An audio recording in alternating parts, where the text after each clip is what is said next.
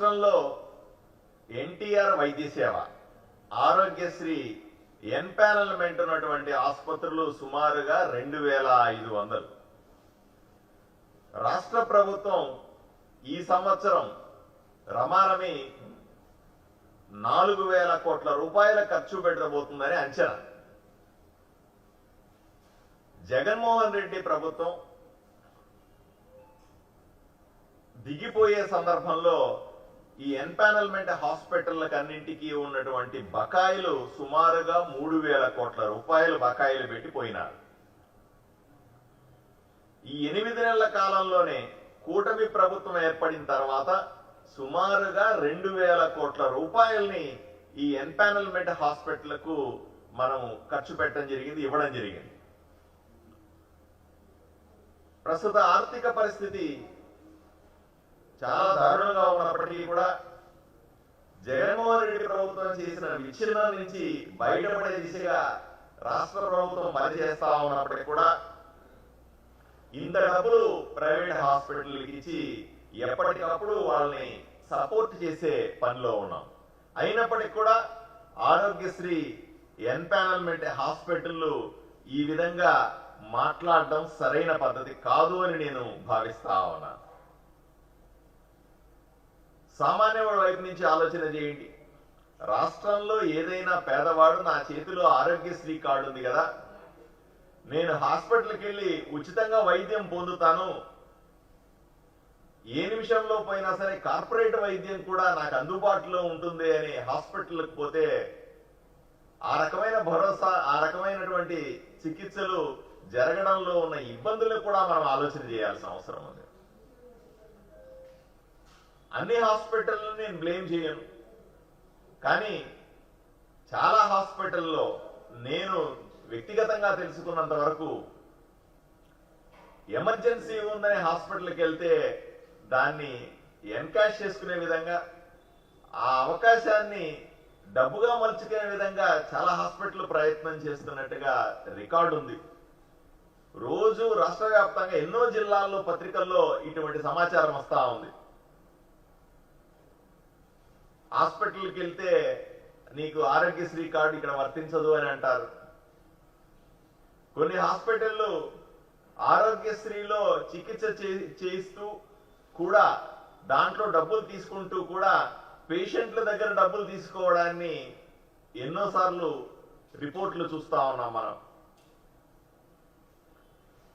మీకు అదనంగా డబ్బులు అవుతాయి, ఆరోగ్యశ్రీలు అయితే ఇంతే డబ్బులు వస్తాయి, అదనంగా మీరు ఇంత డబ్బులు కట్టాలా అని చెప్పి ప్రజలను పీడిస్తున్న హాస్పిటల్ గురించి కంప్లైంట్లు వస్తా ఉన్నాయి.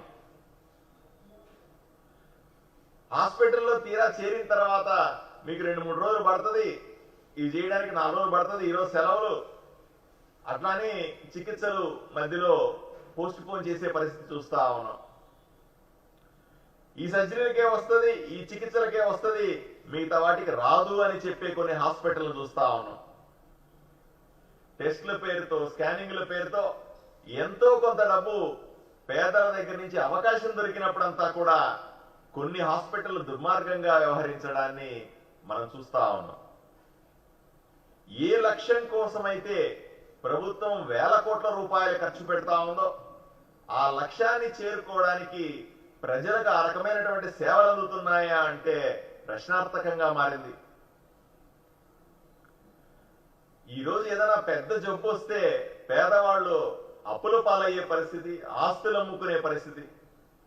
దీంట్లో నుంచి బయటపడాలని ఒకవైపున ఎన్టీఆర్ వైద్య సేవ, ఇంకో వైపున చికిత్స తర్వాత కూడా ఎవరికైనా ఇస్తామని చెప్పే సీఎం రిలీఫ్ ఫండ్, ఏదో విధంగా కూటమి ప్రభుత్వం పేదల్ని ఆదుకునే ప్రయత్నం చేస్తా ఉంటే ఎన్పానల్మెంట్ హాస్పిటల్ మాత్రం బురద జల్లే ప్రయత్నం,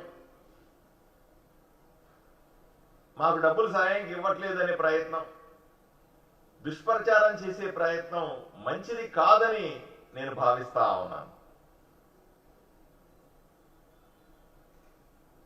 ఈరోజు గౌరవ ముఖ్యమంత్రి చంద్రబాబు నాయుడు గారి నాయకత్వంలో, మా మంత్రివర్యులు సత్యకుమార్ గారి నాయకత్వంలో ఆరోగ్య శాఖలో ఎన్నో సంస్కరణలు తీసుకొని వస్తాం. ఎన్నో రకాల మార్పులు తీసుకొచ్చి పేదవాడికి మరింత న్యాయం చేసే ప్రయత్నం చేస్తా ఉన్నాం. ప్రభుత్వం ఏదైతే ఎన్నికల్లో హామీ ఇచ్చి మేనిఫెస్టోలో పెట్టి ప్రజలకందరికీ కూడా అందరికీ ఉచితంగా ఆరోగ్యం అనే సూత్రాన్ని తీసుకొని మొన్న అసెంబ్లీలో కూడా ముఖ్యమంత్రి గారు చెప్పారు, 2,50,000 వరకు కూడా వాళ్లకు వీళ్లకంత తేడా లేకుండా అందరికీ కూడా రాష్ట్రంలో ఉన్న ప్రతి ఒక్కరికి కూడా ఇన్సూరెన్స్ ద్వారా వైద్య సేవను ఇస్తాం. 2,50,000 రూపాయల నుంచి 25 లక్షల వరకు ఆరోగ్యశ్రీ లేదా ఎన్టీఆర్ వైద్య సేవ కార్యక్రమం ద్వారా ఉచిత వైద్య సేవలు అందిస్తామనే విధంగా ప్రభుత్వం పనిచేస్తా ఉంటే, ఏ విధంగా ప్రజలకు ఉచితంగా మంచి వైద్యాన్ని ఇవ్వాలని వేల కోట్ల రూపాయలు ఖర్చు పెడతా ఉంటే, ఈ రకమైనటువంటి దుష్ప్రచారాలు మంచివి కాదు అనే విషయాన్ని నేను ప్రజలకు తెలియజేస్తాను. ప్రజలకు కూడా ఈ ఎన్టీఆర్ వైద్య సేవ గురించి కొంత అవగాహన కావాలి. నేను ప్రజలకు కూడా చెప్తాను, ఎన్టీఆర్ వైద్య సేవ ద్వారా ఏవైతే ఎన్పానల్మెంట్ జరిగిన హాస్పిటల్లో ఉచితంగా వైద్యం పొందడం మీ హక్కు.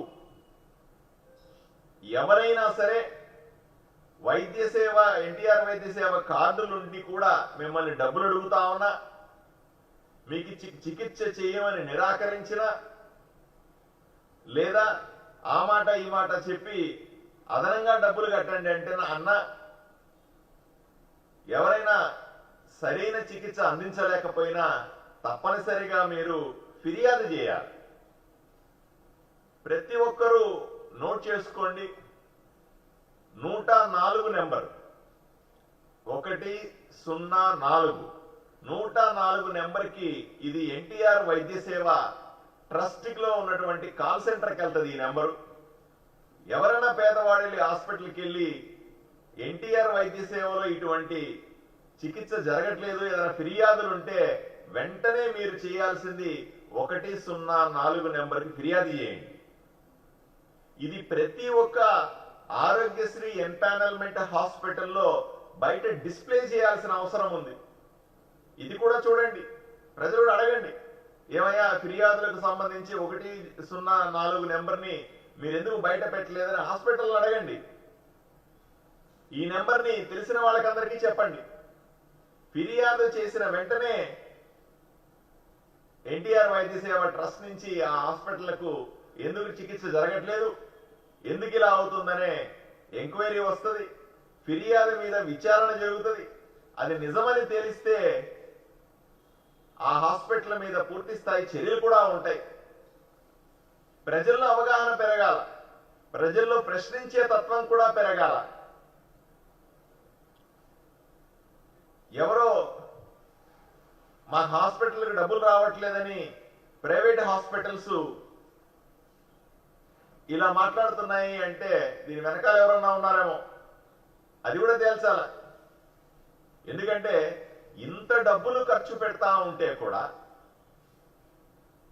పేదవాడికి ఉచితంగా వైద్యం ఇస్తామని కుటుంబ ప్రభుత్వం కట్టుబడి ఉండి ఇన్ని సంస్కరణలు చేస్తా ఎప్పటికప్పుడు వేల కోట్ల రూపాయలు ఖర్చు పెడతా ఉంటే కూడా ఈ రకమైనటువంటి మేము పేదలకు సేవ చేయడం ఆపేస్తామని కొంతమంది, ఆరోగ్యశ్రీని ఆపేస్తున్నారనే వదంతులు కొంతమంది ప్రజల్లో ప్రచారం చేయడాన్ని నేను తీవ్రంగా ఖండిస్తా ఉన్నా.